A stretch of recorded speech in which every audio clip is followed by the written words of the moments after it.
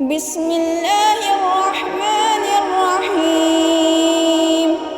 أأنتم أشد خلقا أم السماء بناها رفع سمكها فسواها وأغطش ليلها وأخرج ضحاها والأرض بعد ذلك دحاها أخرج منها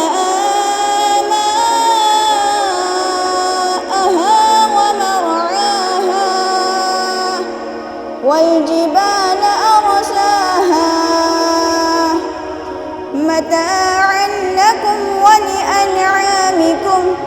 فإذا جاءت